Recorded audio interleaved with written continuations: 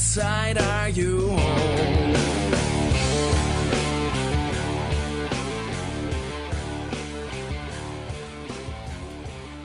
There it is. Good afternoon, sir. Good afternoon.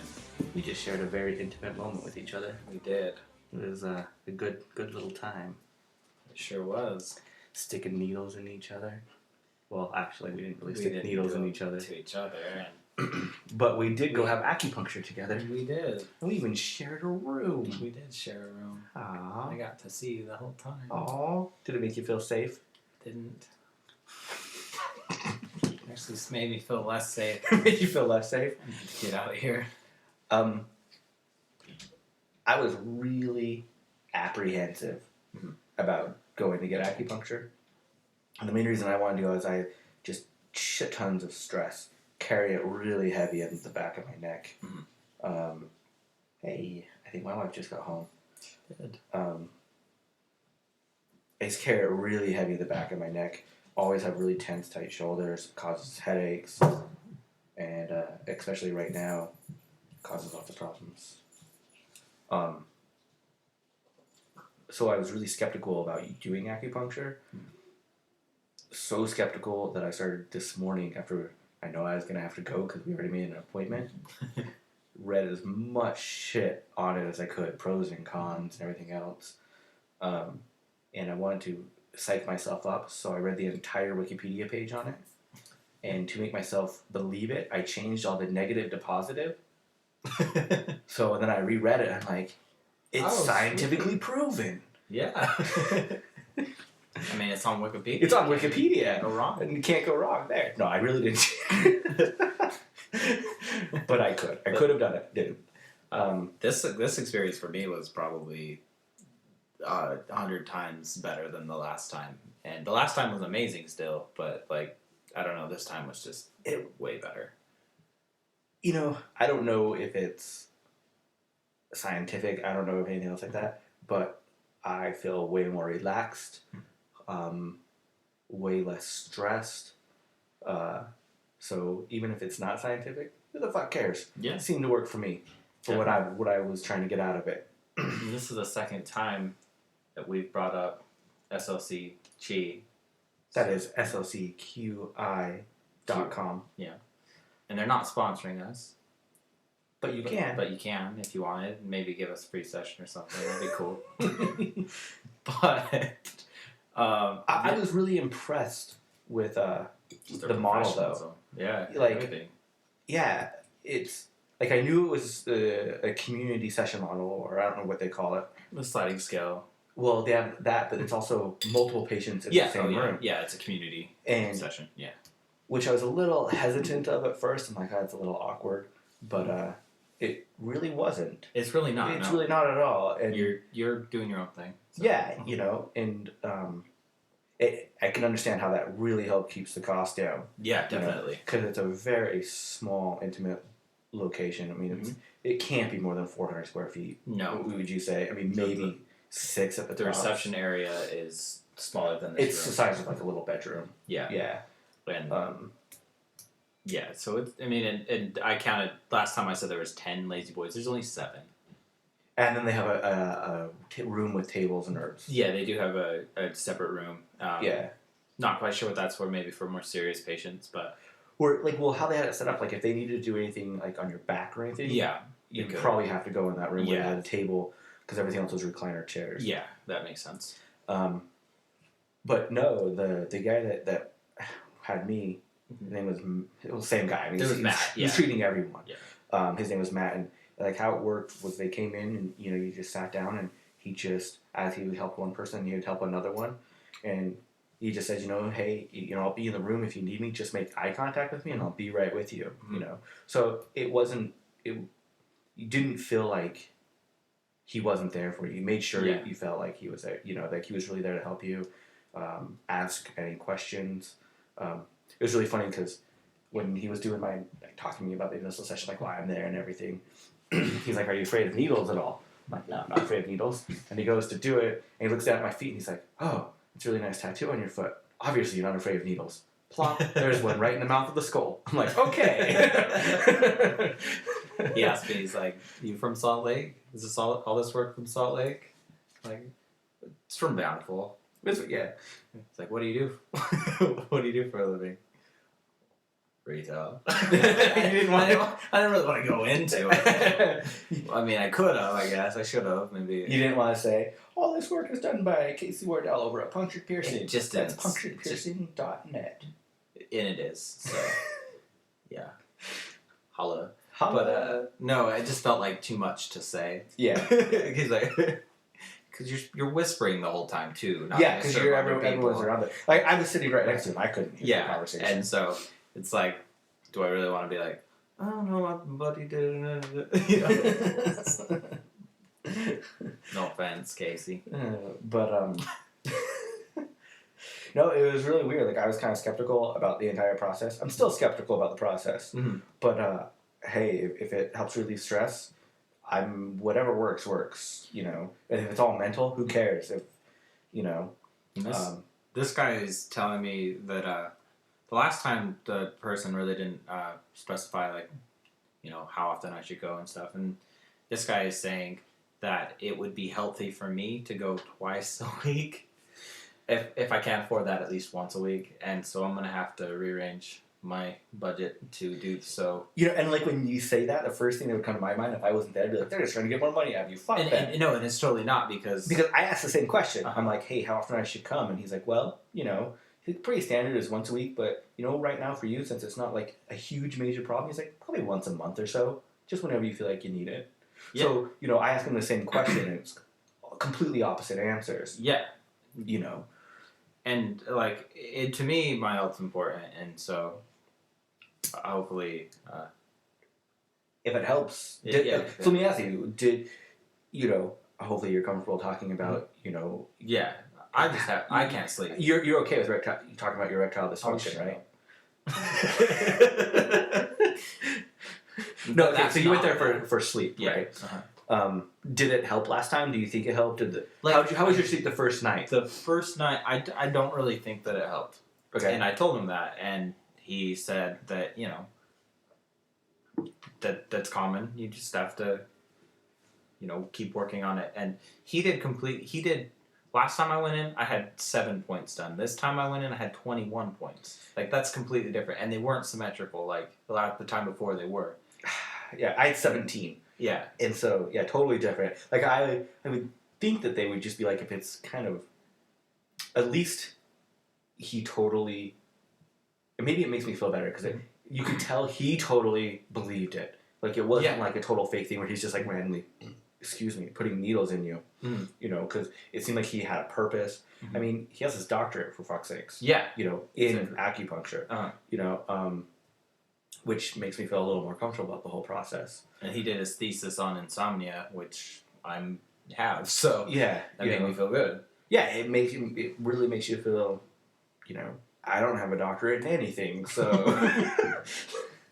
I don't have an associate. So yeah, you know, it's one of those. But so as he was putting the needles in, like, so I had like all over the place. I had 3 on my right foot, 2 on my left, 1 in the middle of my left leg, 2 in my right leg, 1 in between my pinky finger, right between the knuckles of my right hand, 2 others on that, 1 behind my thing. I'm trying to remember where all of them were. I had a couple on my left arm. One of them, as he put in, it was, I don't know, what would you say that's like 4 inches? 4 inches up on my left arm.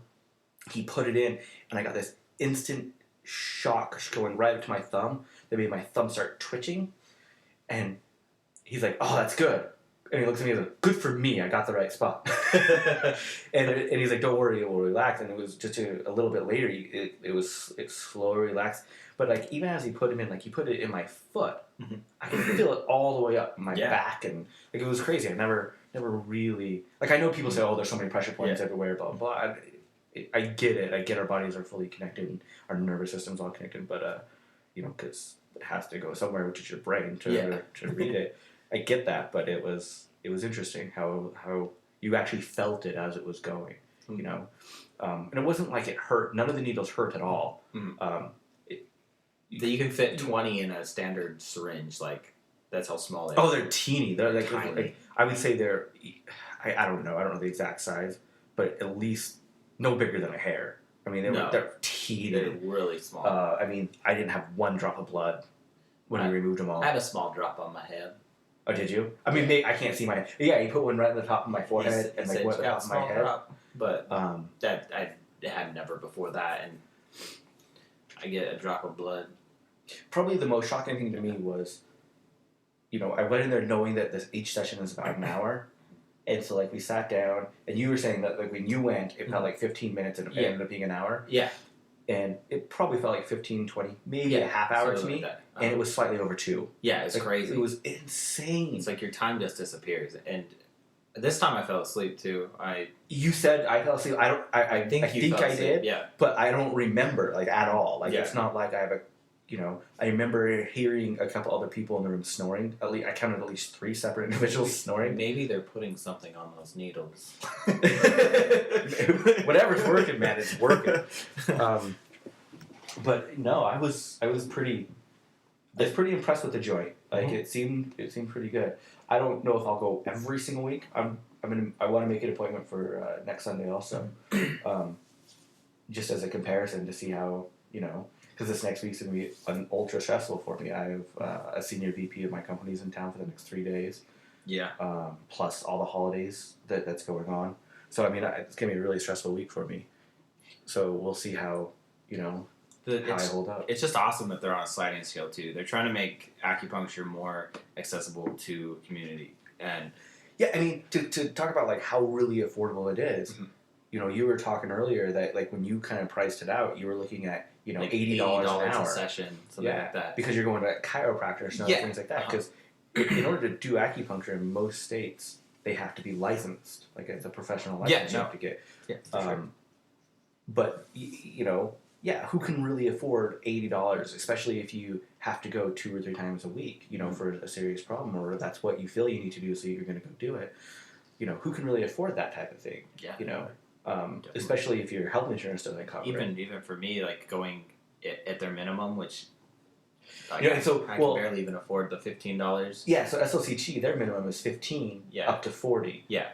So going twice a week for me, that would be $120. But he was even saying, hey, just do what you can.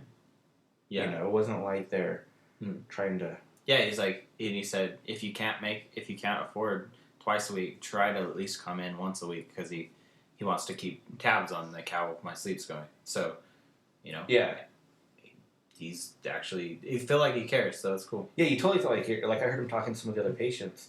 I never signed a HIP form, so fuck you, other patients. I can talk about you. Just kidding, I don't know your name, so it doesn't really matter.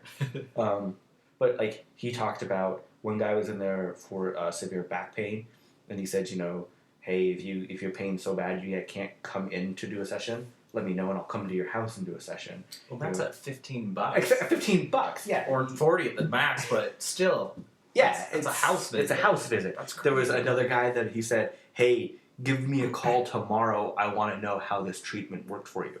Like, he just honestly wanted to know. Like, if you got that from a doctor, which we have one doctor we got that from, which is my daughter's doctor, which he's absolutely amazing. You're blown away by it. Like, I'm totally blown away that happens. And, I've never had that from any other doctor besides my daughter's. And that's the reason we go to him. He's, like, my daughter's doctor is, he's totally awesome about being vegan. He totally thinks it's the best thing in the world. But, like, she has, ultra, like, running a high fever for a couple of days, and we take her in, he'll call that night and say, how is she doing? He'll call 2 days later, hey, I wanted to make sure the fever broke. This isn't like he's getting paid extra to do this. It's non-billable hours. Yeah. So those are people I'll stick with him forever. Definitely. He's totally awesome. And he's calling at 8:00 at night, 8:30 at night. Oh yeah. And it's not like, he's just sitting in his office. He's at home calling his patients to make sure that they're okay, which is fantastic. It's awesome. It's how healthcare really should be. Healthcare should not be for people who can afford it. It should be for everyone. Mm-hmm. So fuck Obamacare because it didn't go far enough. I'll say I want a single payer system. really I want a no-payer system because I'm an anarchist, but I will settle with a single-payer system. I love seeing you drink Odouls. It always makes me laugh. Yeah.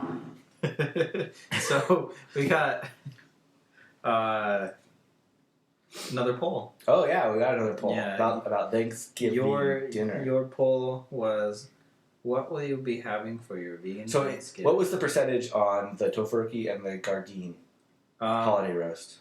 The Gardine's holiday roast was 36.36%. 36.6 and the 36.36, Oh. and the same for the tofurkey. Okay, so those were the two most popular Yeah, and they Thanksgiving tied. options. We had Thanksgiving together, and we had both. both of those. It's true. So, what did you think about them?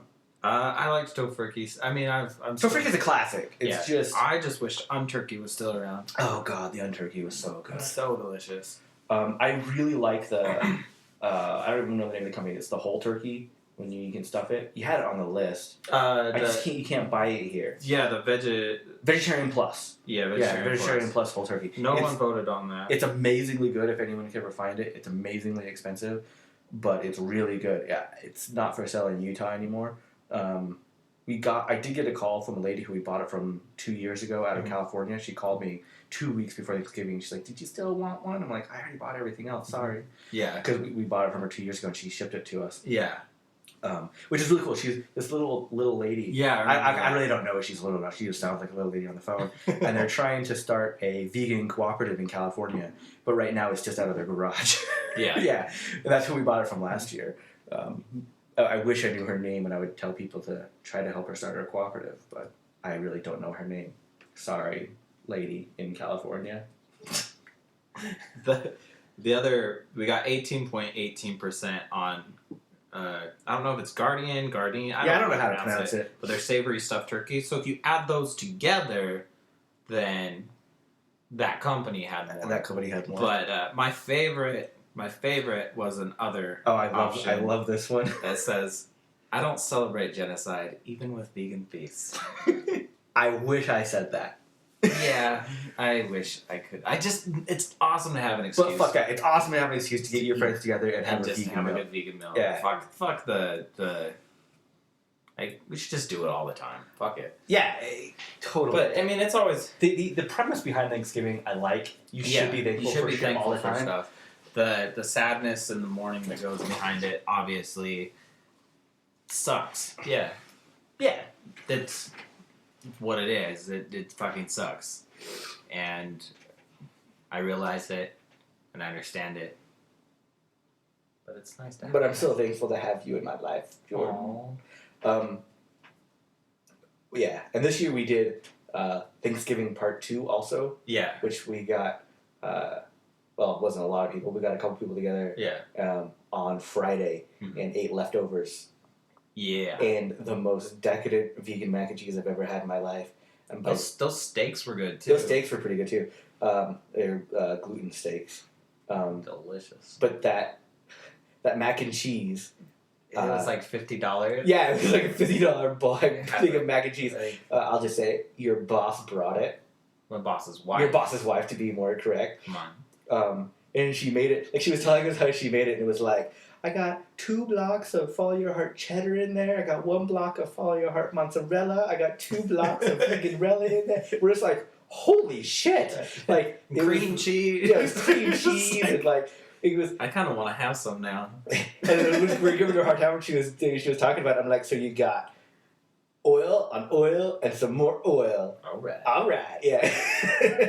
But no, it was unbelievably cheesy. Like, it was the most cheesy vegan mac and cheese I've ever had in my life. Yeah, I ate some of the leftovers today. Still unbelievably cheesy. Yeah.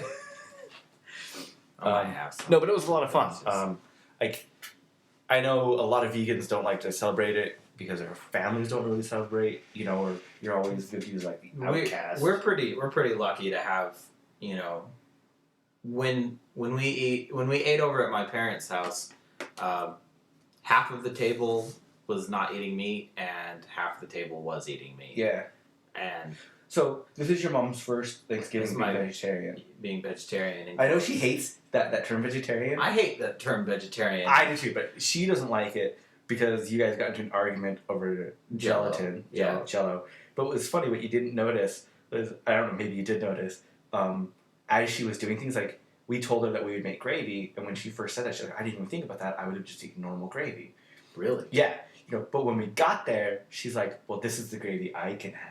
Yeah. Like, she was saying those things. Like, Yeah. And I'm like, haha, you are saying you're vegetarian. She totally is gonna. I could see her going vegan within the next 3 years. She is the type that she will do it on her own, and if you tell her to, she won't. Yeah, and that's just how she is. My parents bred dogs, sadly, and Yeah, what the fuck?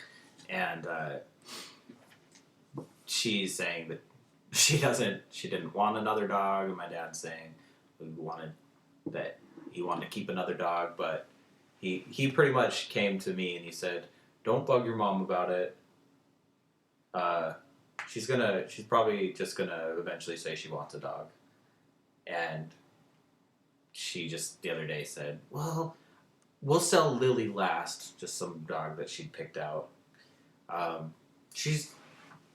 We'll still sell her, but we're just gonna sell her this last, just in case, no one wants her. if we have to keep one, I want to keep her. Your parents' relationship is so weird to me. strange. Like, even Callie the other day was saying that, so you guys are trying to finish your basement, and she's like, I think my dad wants to finish the basement so he could move down there by himself and keep my mom upstairs. What? Yeah, I'm like, what? I know that they sometimes, like, halfway through the night, my mom will go and change into a different bedroom. Really?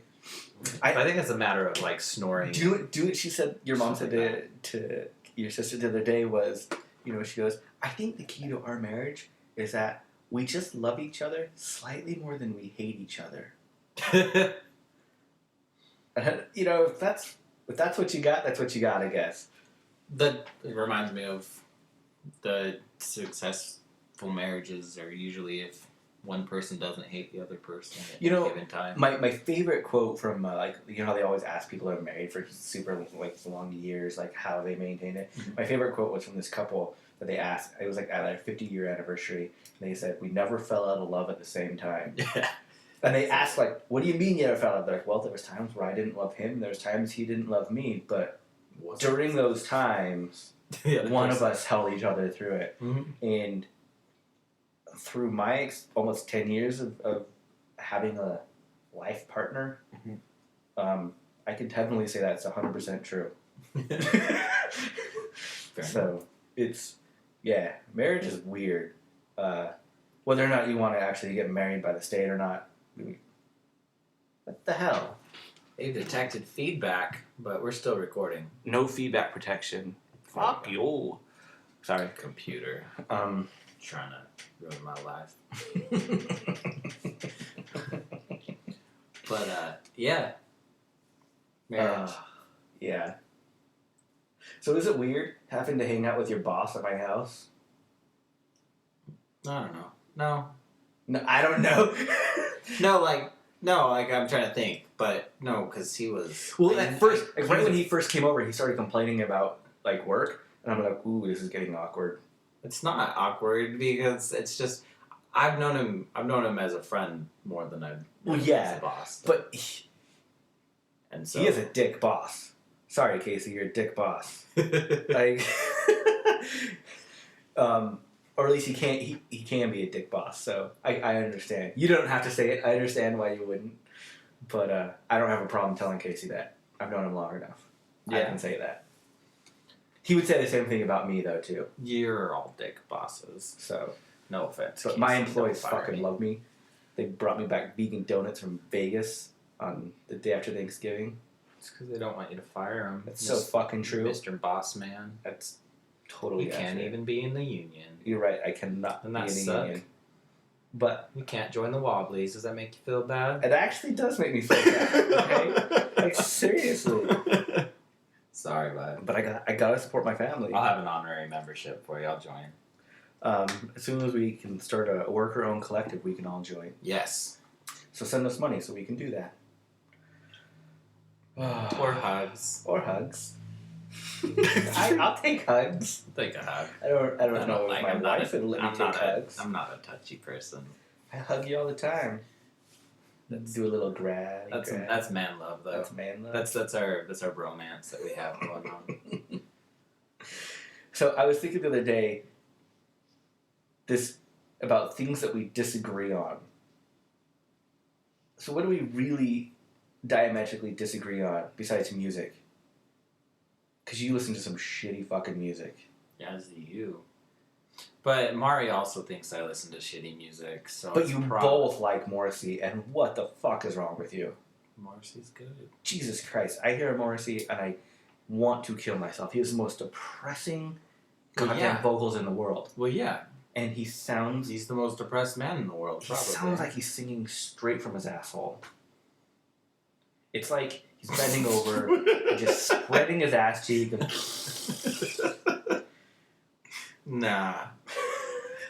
I don't know. I just, he's totally a diva, but I don't mind vegan divas like that. Like, I won't play Coachella because I can smell it. No, totally awesome. I'm down with that. That kind of stuff's awesome. Like, but like, I don't feel like walking on stage tonight.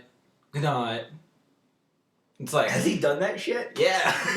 he's just a diva. You know what? Fuck you guys for like supporting him if he's doing that shit. Like, that's your own goddamn fault. If you go to a show and you know he's done that and he does it again, I'm like, we fucking deserve it. Like, see, hopefully he won't do that in Vegas if I can even get permission. Me and Kelly were thinking about going to Vegas. I don't think we will. That would be fun. Just because of the time frame. Because the next month we're going to Disneyland. And we'll probably stop in Vegas a day or two. That's too bad you guys are going. That's just too much travel. Too bad you're going then, because... Yeah. If it'd be cool, we could go. Want to go with your lady? Would like to go. When does your lady leave the U.S.? On Valentine's Day. Tell her to fly back at the end of March, and we can go to Disneyland together. Well, it's a little more complicated than that with visas and stuff, because... How long is her visa valid?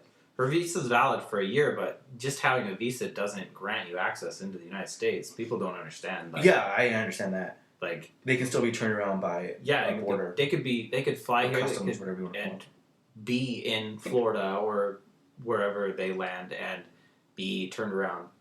And sorry, you can't enter our So if she gets here, she should just stay. No, she shouldn't. No, I mean stay so we can go to Disneyland. Her visa would still be good for that. No, she could, but no, like what? Well, she's going back to Argentina, and then she's going back to.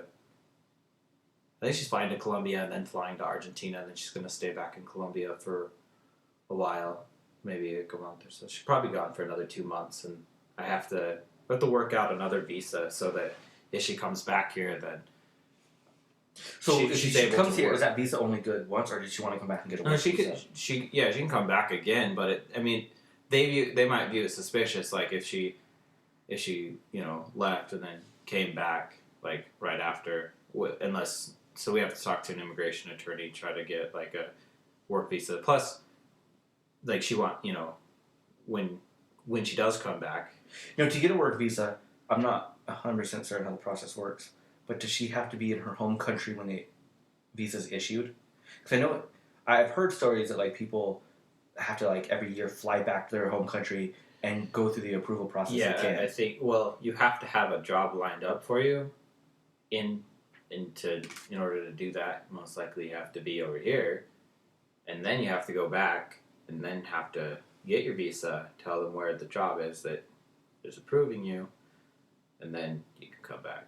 So, what kind of... Does she want to stay in the hospitality industry that she's been getting her degree in? Probably not. She doesn't really like that. She doesn't like hotel management. Yeah. Is it that she doesn't like having to... She just doesn't like it. I don't know. She just wasn't her thing. She likes photography. She's doing that as well. But... I don't know. Honestly... Work visas don't work for independent contractors, do they? What? Work visas don't work for independent contractors, do they? No, like any work. Like even if you... Well, I know, but can she say, I'm coming in, I'm going to be an independent contractor? Like, I'm going to be a photographer? I don't think she could. No. Yeah, I don't think like we can do that. even like we were talking about like doing like some wolfing, like workers on organic farming, and reading on the wolfing website, you can't even do that. Aren't those considered migrant workers though? Where they have a visa, but it's only for like 4 months during harvesting time or whatever. Yeah, they wouldn't. Well, they wouldn't allow that because just because like that's very prevalent. Like people come here for harvesting and crop, and they get paid shit. Sometimes they don't get paid, and so it's just like when they don't. They are not obviously they're not valid visa using their visas valid. Yeah. I don't know. It's all a mess. Like honestly, you know, I do plan on marrying her. So INS is a fucking mess though. it is. Yeah. So I do plan on marrying her. So hopefully we can get the So do you guys spousal and everything else. would you do the legal marriage or would you do just like life partners? Like getting married by the state is what I mean. No, we'd have a ceremony. Yeah, but you can have a ceremony and not be married by the state. I don't understand that. I guess then. Well, getting married by the state is actually going through and getting a marriage certificate and being legal and being like, state says we're married, yay! Yeah. Or, you know, you can be like, fuck the state, I'm an anarchist, but I'm still going to spend the rest of my life with this person. Yeah, in order for to get a spousal visa, you'd have to Yeah, be you have to married get by the married. state. Oh, okay. Yeah. Way to be a fucking anarchist. I know, I'm an asshole, huh? Don't worry, I'm married by the state also. I begged for their approval. I'm... Yeah. But, I mean, I hate to say it, like... At least I tore down borders. You stayed in Utah. You found my sister.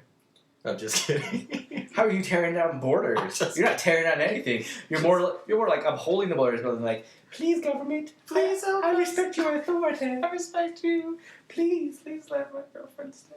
I understand that people born just over the border have less rights than us.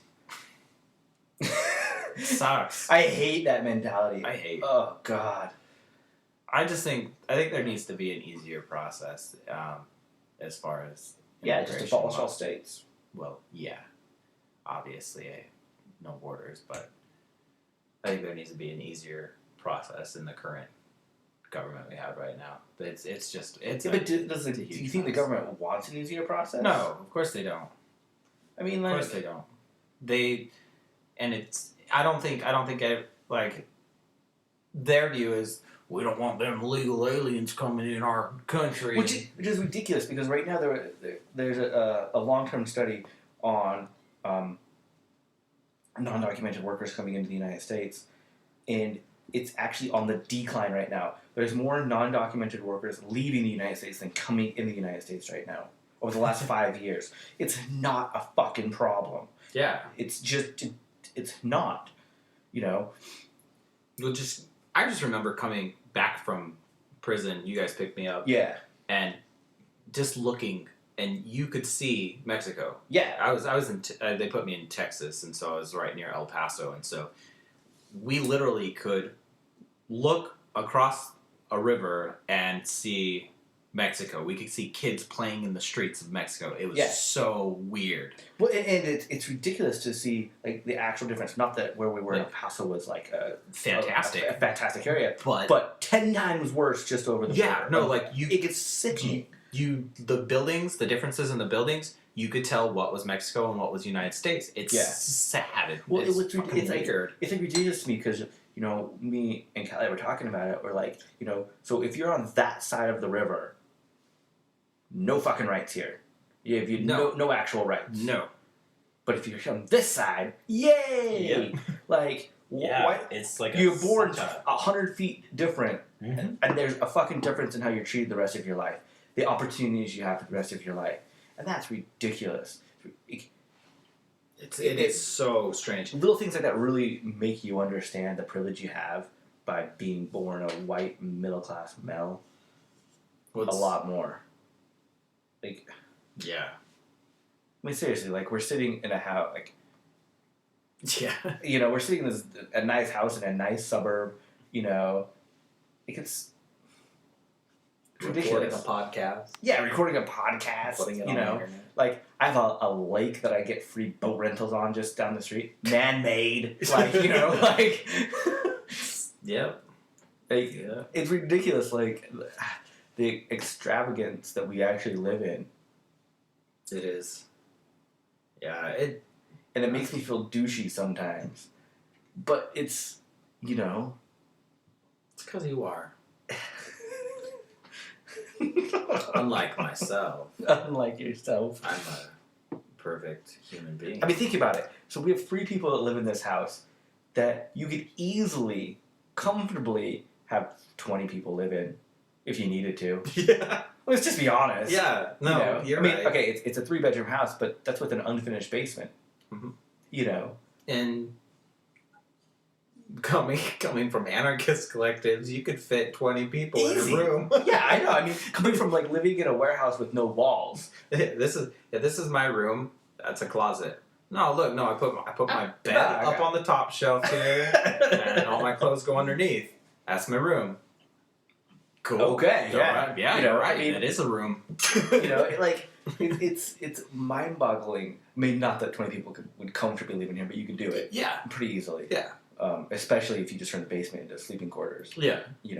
But it's ridiculous how we live. Mm-hmm. And yeah, I could live in a smaller house. It doesn't change society. It doesn't change anything.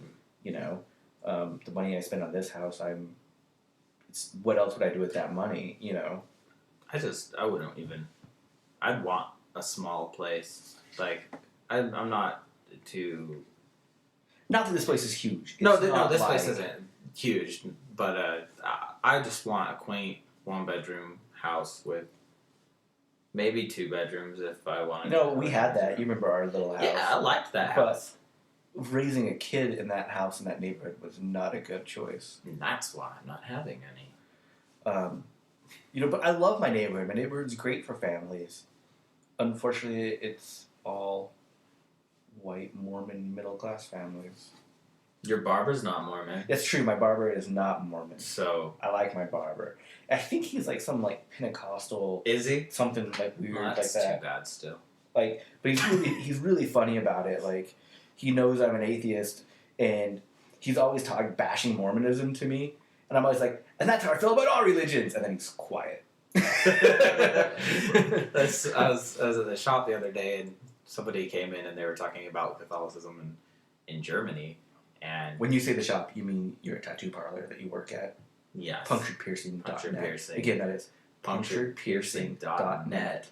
Vegan owned and operated. It is, indeed. I would say anarchist owned and operated, but he's a capitalist douchebag, so... Vegan anarchist owned and operated. He can't even be a wobbly. Fuck him. He was union president. Isn't he still union president? Maybe. At his other job? I think he's still union president. He is union president. See? Great, he got people to vote for him. Way to be an anarchist. Anyways, you were at the shop. Yes, and there's just this lady that was talking about this Catholicism in Germany and how it's like completely different than elsewhere. Is it just that they really follow all the teachings? No, it's more like, oh yeah, that book, we just kind of view it like it's not. Oh, so they don't follow the teachings? Yeah, it's like, okay. we kind of just view it like it's not real, and I'm like, that's how I am. It's a good story. But with everything. Yeah, that's how I am. So they thought it was funny. Like, they're like, oh, okay. But I love that. It's a book. That they have that saying or a quote, that meme you see all the time online, that it's like, the only difference between an atheist and a Christian is atheists believe in one less God. Yeah, I love that. I like the list. Well, they have the list of all the gods. All the gods, and then you look and it's just like one at the bottom, Yahweh. Yahweh. It's so true though. Like, you just believe in one. I just believe in one less God than you do. Yeah. And that's pretty much it. Like, we talk about religion a lot. We talk about Mormonism every episode. Yeah, pretty much, right? Oh, well. But it's I mean, we grew it's ingrained in our society so strong. Like if you live in Utah, you understand that. Mm-hmm. But me and Kelly were talking about how people view like death and like the afterlife and everything else, and like the idea that I don't have to be worried about being damned eternally. Mm-hmm. That's more like it relaxes me more and makes me feel more comforted than the idea of life after death. Like I don't understand why people are like people question like, oh, you're an atheist. Well, don't you want to know? Don't you have these questions? Like, well, yeah, I had the questions and they got answered. No, there is no life after death. I'm good. Like it doesn't stress me out. Like because I'm dead. I'm dead. I'm good. I don't have to then be like, well, I'm dead. Oh, but fuck, did I do something to piss off this imaginary? I don't want, if you believe he's not imaginary, but did I do something to piss off this guy that now I might have to spend a fiery eternal in hell? Or even if you don't even believe in fiery eternity, but I'm going to be punished because of this? You know, like, why would you want to worry about that? Why is that comforting to anyone? I don't understand it. But turn that around, it also sucks to, to not have that. Well, at least in Utah, with Mormonism, you don't have that community anymore. Once you ostracize yourself. One thing that Mormonism does very well is create their own culture and their own community, and they cultivate it very well. They're socialists, pretty much. They minus God. No, that's totally true. They build their own community. They're there for their own community. It's run communally. Each congregation is run by somebody in that congregation that's not paid. Yeah. Like, you're talking about one of the richest churches in the world. I think they are the richest church in the world now. Mm-hmm. And these people who are in these positions don't get paid. No. They volunteer for all of this. I don't think the prophet even gets paid. Once you get to the apostle level, so it's the full time, you do get paid. Okay. But it's not very well. Okay. To the best of my knowledge. But most of those people are independently wealthy. Yeah. I think they're all independently wealthy. So, it's not like that big of a deal when you get to that point, because they're all retirement age anyways. Yeah. All old white males. I think there's one or two minorities. There's one Hispanic guy in there now, I think. Is in the quorum? Or I think he's in the quorum. He's not in the apostles yet. So he's in the quorum of the 70? Yeah. Which there's two of, by the way. I don't get why they don't call it the quorum of the 140 now. Is there two? Yeah, there's two in the quorum of 70. No. Well, I could be wrong. I don't know anything about that. But they do. They cultivate community extremely well. Like, you take the religious aspect out of it, and each family is assigned what they call a home teacher, where on a monthly basis they have to go in and teach religion to that family, and then on top of that, each woman is assigned a visiting teacher, which they have another woman come in once a month and discuss any issues. Like, they build that community extremely strong. Could you imagine having a vegan community where once a month you sat down and you reinstituted why we believe veganism and what you can do to help that vegan family in their veganism? I don't think we could do it because they have the fear of God. I know, but imagine like anarchism, imagine the community that is created by doing that. You have a support structure, you have a support network. It's ingrained in you that you have to be part of that network. It's amazing how well they cultivate that community. And then at the same time, they turn around and say, and guess what? 10% of everything you own is ours. And if you go by what they truly believe, is that which is the law of consecration, is that they believe that there'll come a time that everything you own is owned by the church. Yeah. And they believe that, especially during times of disasters and things like that. Like, when a natural disaster happens, what the church does is they go into that area and they gather everything that everyone owns together, and then the bishops that are in charge of those communities redistribute it out to everyone to make sure everyone has what they need. Yeah. How is that not communism? How is that not socialism? Yeah. And they have welfare square. My parents, my mom lost her job, and not anytime recently, but when she did, they come over. They asked everyone in the family what was needed. They wrote out a list of items, and then we took it to welfare square. They had a shop. And they just give it to you. They give you everything on that list for free. Yeah, your entire grocery. It's fantastic how their welfare system actually works. Like, if you take God out of it, I actually really like how their welfare system works. It's awesome. And in a lot of places, they ask you to also like donate hours. For the welfare. So it's like, hey, we gave you, all this stuff. If you can, you should donate 5 hours this week to help donate at Welfare Square or any other charity of your choice. And I lived across the street from Deseret Soap Factory where they made soap products. Yeah. It always smelled really nice on my alley. But they make everything themselves. Yeah, everything. And so they create. They have their own jobs. farms. They have, they have salsa, and they grow everything in the salsa. They own the bottling plants, and then they distribute that salsa to people in their community, in the church. That it's under the Deseret brand. Yeah. And so... everything. I'm only using salsa as an example because it's not like, it's just like, here's, bread, and here's some whatever, It's everything. They have so many things. They have thrift stores, Deseret Industries. Yeah. And you go to your bishop, you need a job, and the bishop will give you a job. In order to like afford your rent, you need to make $12 an hour. He'll pay you $12 an hour to do a job that someone else might be making $7.50 an hour. Exactly. And this is based on what you need. This is all separate from normal government assistance programs that's out there. Yes, this is all just the church. This is all just the church. They don't even discourage doing both. Mm-mm. They actually encourage both. Yeah. But this is what happens when...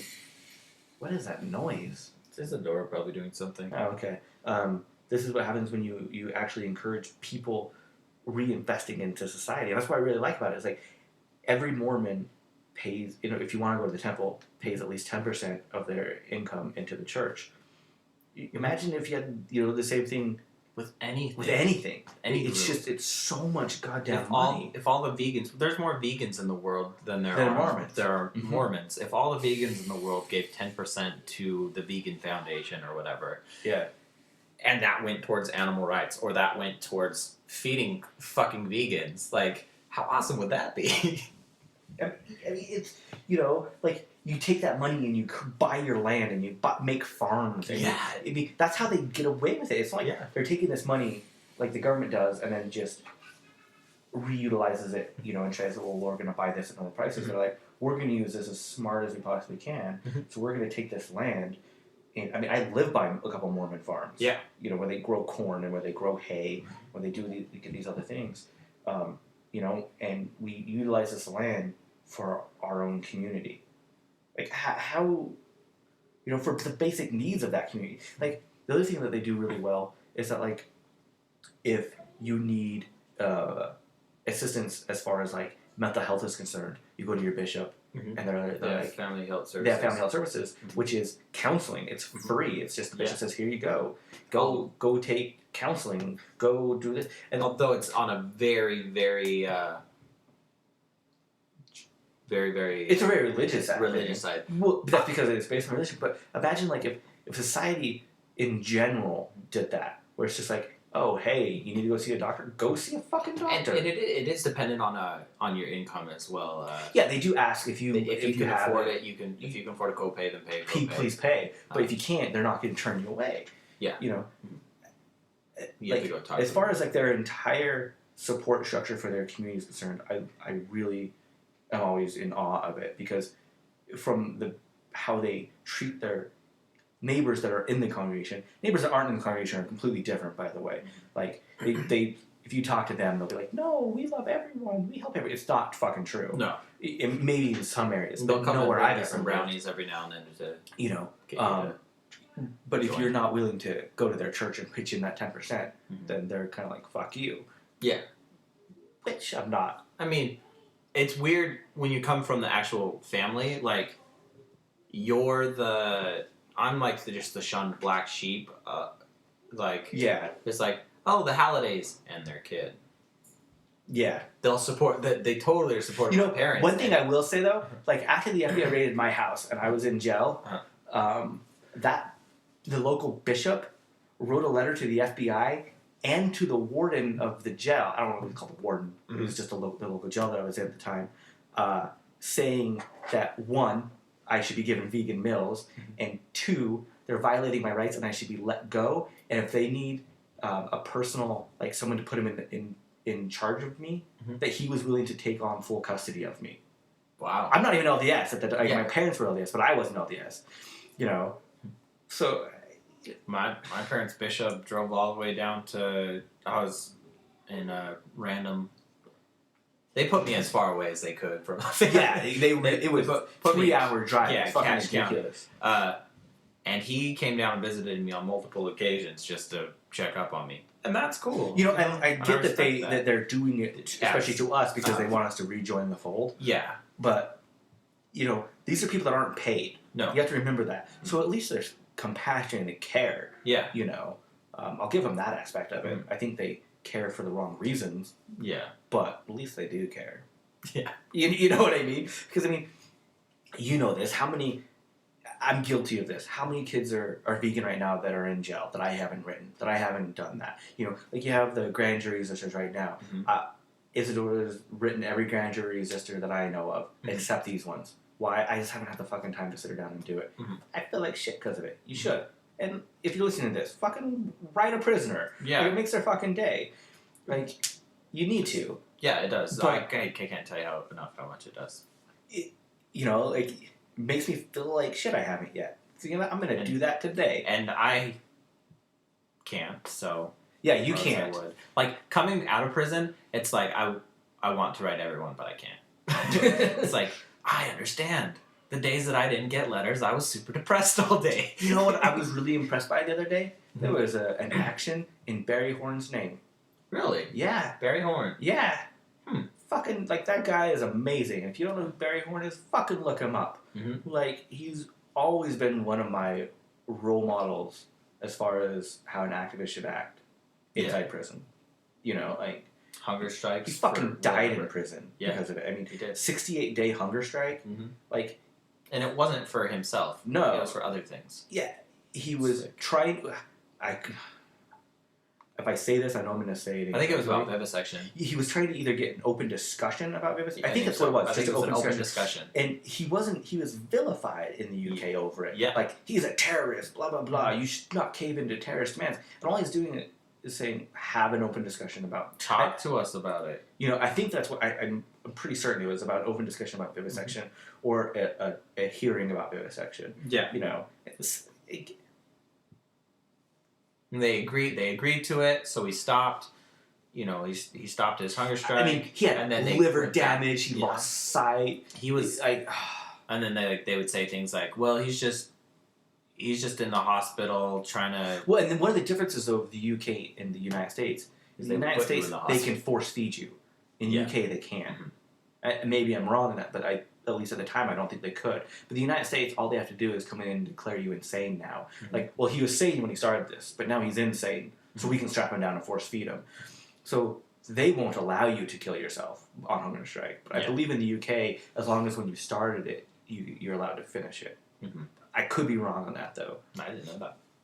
But like I remember when I was in jail, like I was on a hunger strike for 14 days because they wouldn't feed me vegan food, and you know, they flat out were like, we'll just wait enough time. We'll force feed you, you know? But, yeah. Yeah, it was like a week that I went without food, and they didn't really even notice. Yeah, they don't give a shit at all. They did, though. The prisoners noticed. Oh, yeah. Like you talk to the prisoners, they were fucking cool about it. They're like, fuck this system. You know, fuck these guys. For a while, they're like, why aren't you getting... we could eat your food.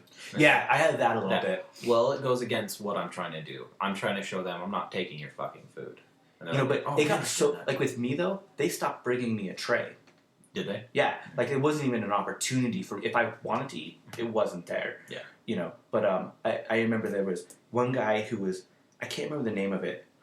Maybe you remember, but there was two cellies that were in charge of the cell block. They were like the head cellies of the cell block. Yeah, the trustees. And they'd both been in for like 4 years at the time, and they're the ones that like got out early to do things, and they were pretty much like the head cellmates of that block. Both of them started giving me salt packets to put in with water, so it would help me with my dehydration and everything. and they got caught because as they were mopping, Mm-hmm. while everyone else was stuck in their cells, as they were mopping because they got out of their cell, Yeah. they would slide them under my door. This And they is got Salt caught. Lake. Yeah, it is in Salt Lake is hard to do shit anyway. Yeah, and they got caught doing that, and they both got put in solitary and then kicked out of being trustees. That sucks. Yeah, I felt bad for them, but Yeah. they were all really fucking like they're like we fucking got your back. Yeah. You know. Yeah. Like. And that's kind of how it was with me too. Like even some of the guys that I was in with, who I didn't talk to, when we flew out together, Mhm. they made sure that I was covered. That like, because they saw that I wasn't eating the sack lunches and stuff like that, because there was obviously not a vegetarian or. This is when you're being transported by the marshals. Yeah, and so they're like, "Hey man, I'll give you, you know." How does that process Give you work? my Being apple. transported by the marshals. So usually what happens is like you'll be picked up by if you're not self-surrendering and you're already convicted, then you sit in like the So you weren't self-surrendering. I right? was. Were you considered self-surrendering? I was gonna self-surrender, but they violated me before I had Yeah, the but I mean, opportunity. so your actual situation. Yeah. Why did? Do you want to talk about this? You don't have to. That's fine. Okay, so you got violated for doing an interview, correct? I did, yeah. Which is ridiculous because you The- didn't violate anything. I with didn't doing the violate interview. anything, and the judge even said that we had the right to appeal it, but it just would have been pointless to do So you got they violated you for your pre-trial. Was it no? It was pre Yeah, well, it was pre-trial probation, but pre-trial probation. But I it was already- pre-surrendering. They said you have your surrender date. Mhm. They were going to give you enough time It before was- you had to go in. Yeah. And then so they violated you before that date, so you had to go in. So they basically just showed up at your house and took you, and Yeah. like no one fucking knew what was going on for a while. No, no one was at my house at the time, and I'm lucky that the dog was not in the backyard because they came on both sides of the house, backyard, front yard, with guns drawn, and I saw people peering in my window, and I thought they were like salespeople or something to see if anyone was home. Yeah. And so I like opened the doors to ask them, it's like, can I help you? And they said, yeah, you can come with us. And I'm like really weirded out. But then as soon as I saw guns drawn and FBI or SWAT vests, I was like, okay. Okay, yeah. But they were relatively cool with you about it, right? At least how you kind of explained it in the first Yeah, chapter. I mean, aside from guns being drawn. I mean, the individual officers right there, like... Yeah, they let you put the animals away. Well, no, they as soon as I was out, they let me empty my pockets, so like my cell phone and my wallet and everything else they didn't. Oh, they let you keep that at home. Yeah, they let me keep that at home. I asked if I could get my shoes and a jacket. They said, no, you'll be fine. Where's your room? We'll grab your shoes for you. And so... Wait, I mean, they have to protect their safety. They grab my shoes. Because they're used to... But they wouldn't... like, drug and, like... Yeah, I mean, I could go into my room and grab a gun. Yeah. Which, I don't have, so... But, yeah, like, I was completely confused about what was going on. Like, I'm like, why the fuck are you picking me up? Like, I was supposed to self-surrender. Why are you picking me up? Yeah. And so, I remember getting the call of just, we don't know where the fuck Jordan is. Yeah. And everyone's like, what do you mean? They're like, he's gone. Just vanished. Like, he's just gone. And, like, making a couple phone calls, all we could get was, he's in the custody of the marshals somewhere. Like, we have no fucking idea where. Yeah. No one was talking to us. We call the marshals, and they're just like, we don't disclose any information. Hang up on us. We call jails, and they're like, we don't have any information. We're like, so government has him. He's gone. Yeah. Like, that's all we knew. Yeah. Like, I called multiple attorneys. Like, you're his attorney. Like, you should get this information. I can't. All they're saying is the marshals have him.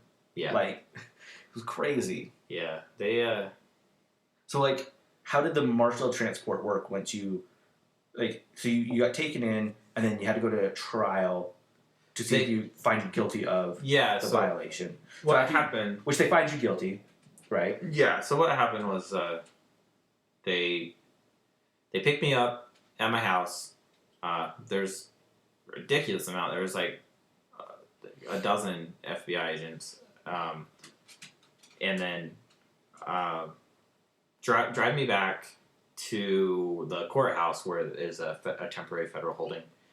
And then from that point, they drove me to a county jail, which was Davis County in this circumstance, and I was processed there. I was able to call. Fun little fact: when you got put in Davis County, you were in the same cell block that Walter Bond was in. Yeah, before he was transported. Yeah, Walter had just gotten out the week before. Yeah, and so everyone. Fun little fact. Yeah, I was cellies with Walter Celly, so. Coincidence? I doubt it, but. So I was able to call Callie at that point, and I wasn't really able to talk too long. I didn't even know all the details of anything yet. They were nice. They said that since I wasn't being a little dick, or they said something's really stupid, but that they would tell me why, and they said it's because I gave an interview, and so I was like, okay, so I'll be out tomorrow because I didn't violate. Yeah, that's what my thought was. I'm like, well, that's okay. I guess this sucks, and I'll just... You go in front of a judge and say, it's stupid, like, go. Yeah, exactly. But no, I went in front of the judge, and he determined that I did violate, and... So, the terms that you violated was with communicating with the vegan straight edge. Yeah, the vegan. Which, as far as I'm concerned, what the fuck is the vegan straight edge? I don't know. I don't even know. Like, I was talking to a clothing company. Yeah. Yeah, so and it was vague and loose. Like, I could associate with people who were vegan, and I could associate with people who were straight edge. And you could associate with people who were vegan and straight edge. Like myself. Yes. But I couldn't associate with the vegan straight edge. Which I don't understand. But it said animal group, the vegan straight edge. And it was tagged along with ALF and ELF. So I was just like, okay, that's vague. I'm just going... And you asked lots of people about it, and they're just like... And I made sure to clarify with the judge. I asked the judge, I said, so I have friends and family who are both vegan and straight edge. Is that okay to hang out with them and to associate with them? Yeah, to my understanding, that's different, is what the judge told me. So, like, I still don't understand how I violated, but... Hey, so they violated you. They violated me. So how did the transport work with the marshals? I've always, wondered, because there was one circumstance where I almost had to get transported by marshals, but luckily I didn't. Luckily, yeah. And just to clarify again, you were never convicted of anything. Yeah, just to re-clarify, I've never been convicted of any crime. So, besides speeding tickets. Yeah. And so, yeah, pretty much, so they took me to the courthouse, took me to Davis County, and then once I was in Davis County, it usually takes, once you have a conviction, it takes about 3 weeks for the marshals to have that all processed, get you a room available at a prison, something like that. But so after like a while, you just pretty much every day you have to be ready for them to roll you up, which sucks because you don't know what to order for commissary. Like, do I order a big bag of commissary? Like in my circumstance, I was just ordering like what I would think I would need for the week. And I happened to order a bag and commissary came that day and I'm like, fuck you, I'm not paying for this. And they're like, well, we're just going to redistribute it. And I'm like, the fuck you are. And we weren't able to get the money back, but my parents were able to get some tortillas and peanut butter. So my dad said that they were good tortillas. Good for him. But yeah, so from that point, they roll you up. You pretty and much... they took you to the airport. Was it the main airport here? International airport? No, they drove me on a bus to the airport, the Millionaire Airport. It's the one that's right next to the international airport. The commercial airport. Yeah. Yeah. So and if you, millionaires all over the country, but if you don't know what that is, it's a private airport for rich fucks on their private airplanes. Yeah, its name is Millionaire for a purpose. Yeah. Yeah. So they took me there. We waited until a jet came, landed, and then from there they flew me to... So you took a private jet? Yeah, I took a small private jet owned by the government. Owned by the U.S. Marshals. So how many people did the jet seat? This one was not as big. It probably sat I don't know, maybe 20 people. So were you handcuffed inside the jet?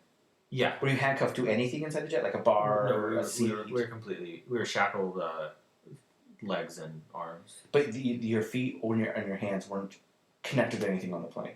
No, they were connected to our waist. Okay. Yeah, and so like if... Just normal shackling? Yeah. Okay. And so I think they did our seatbelts for us. Like, so... Did one touch your wiener? You might have bumped it. Did you like it? Nah, he wasn't my type. Damn it.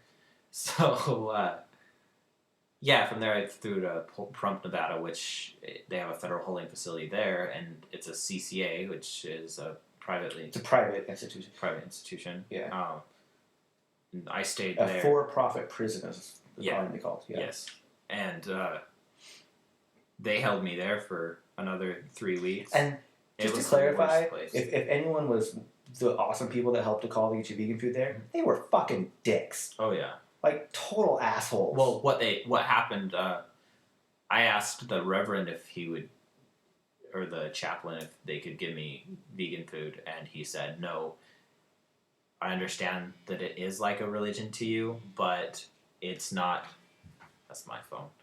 But that you follow your diet religiously, but if it's not a religion, I can't give it to you. He was able to give me a common fare tray after the calls came in, but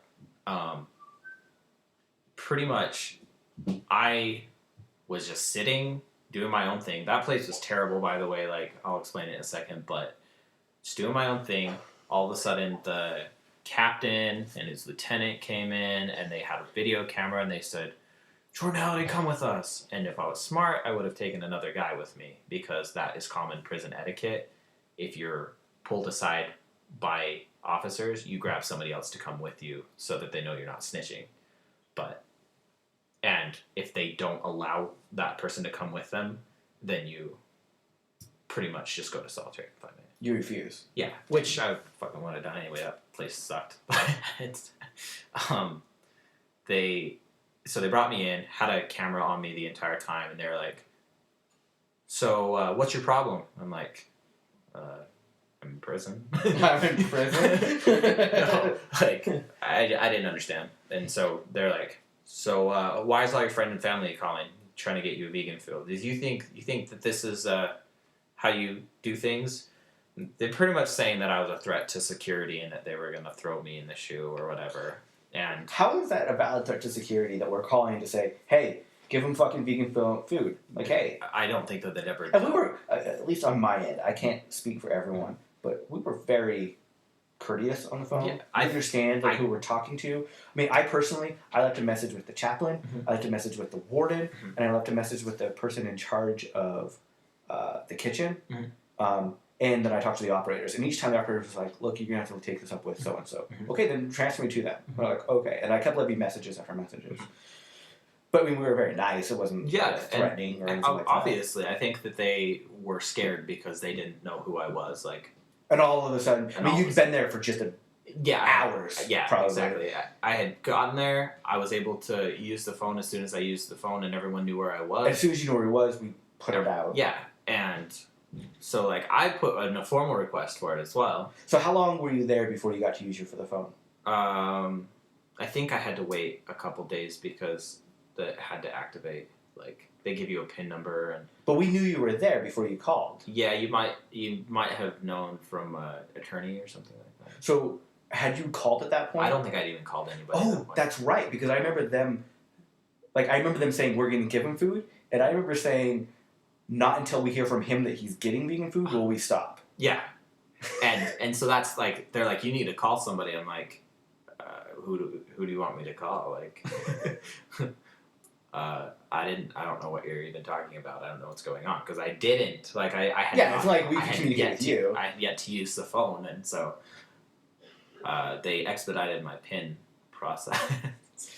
I remember you called your dad. Yeah, call my mom or my dad or something. Yeah, I remember getting a phone call from your dad. And I... Furious. He's like, you need to stop the calls now. Well, what was happening, they were fucking with my mind mentally. Like, they were threatening to put me...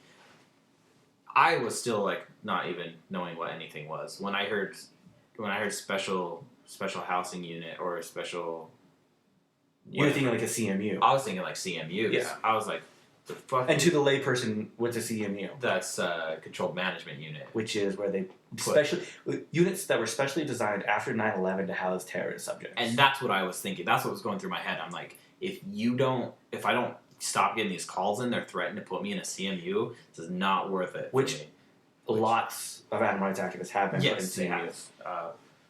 And so I just said, just stop. And so I put the call out. That was super stressful for everyone. Yeah, no, yeah. Your dad called just furious. He's like, you need to get these calls stopped immediately. They're going to throw Jordan in solitary. They're going to start punishing him for it. But they were threatening me with interfering with officers' duty, and it's like, yeah, you can go ahead and try me, and I told them that too, and they're like, so you're making threats at us? You're saying go ahead and try us? Well, even if we can't, we can sure throw you in the shoe until you leave here, and we'll try you in our kangaroo court, as you call it.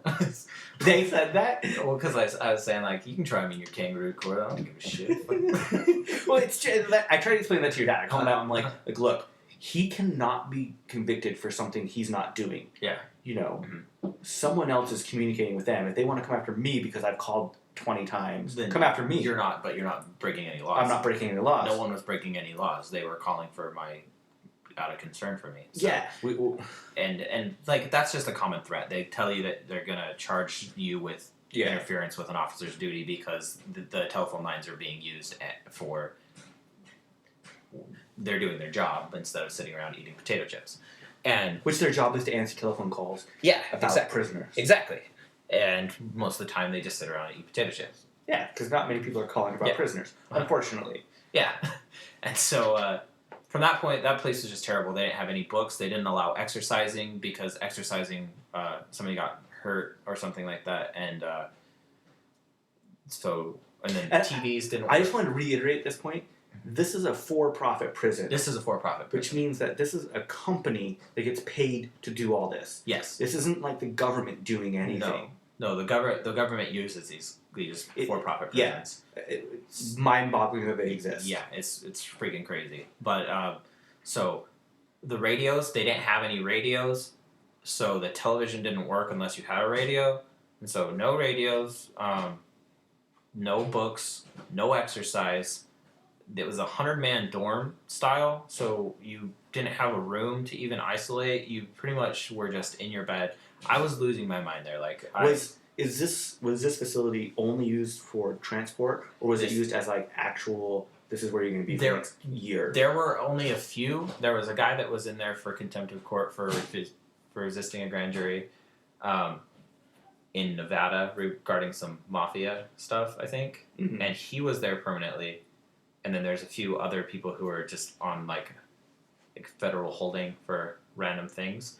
It's all mainly federal, but it would be like the activists that are being held at SeaTech right now, the Pacific Northwest. They're being held at a federal holding facility, because it's federal related. Yeah, but that facility is meant for holding, not meant for... No, that facility is both. It actually houses prisoners as well. Oh, okay. But they house them in different units. But the one that you were in was meant just for holding. Okay. Because I remember looking at a map, I'm like, this is in the middle of fucking nowhere. Yeah, it was pretty much, and most of it were just re-entry stuff for, so, yeah, and from there, I was just, every single day, I was just hoping to leave, because I was like, I don't know, like they were refusing me my mail. I wasn't eating well enough because they gave me a common fare tray, and half the time I couldn't eat it because it was cheese, and a whole bunch of, I don't know, like no intellectual stimulation whatsoever. The only stimulation you had was if you could get the one deck of cards that was available to 100 people, which you never could, or if you wanted to talk to people about how they just can't wait to get out and use the next time, those are your choices. And so, like, there's some people that tried to, like, keep talking to me, and those people really sketched me out because it's just, it's like, yeah, I just don't trust anybody ever. And Yeah, that's yeah, just totally. what it is. And so, like, why are you coming out of your way when I'm isolating myself? Why are you actively every day trying to talk to me? Yeah. Like, it just doesn't make sense. But forget. Yeah, I was gonna say, well, we should talk about the third prison you got transported to next week. It's a Okay. cliffhanger. It is Bum, bum, bum. out of many. What happened in the last prison? It's not last. That was in 7. Oh yeah, you went to like Oklahoma or something, didn't you? Mm-hmm. Fuck. We'll cover all that next week. Or later. Damn. Whenever. It's really late. Okay. All right. Peace out. Suck it. Which side are you on? Don't scout for the bosses. Don't listen to their lies. Us poor folks have forgotten sense unless we are